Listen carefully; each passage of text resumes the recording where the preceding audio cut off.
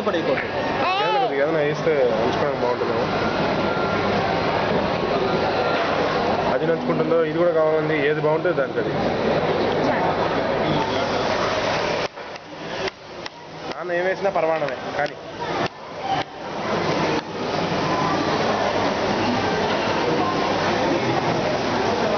బాగుందా? సూపర్గా ఉందా? ఒకసారి ఆ చేతితో కూడా తిని చూడు. ఆ చేతితో కలుపుకో. ముందు చెప్తా. కలుపుకో. నువ్వే తిను.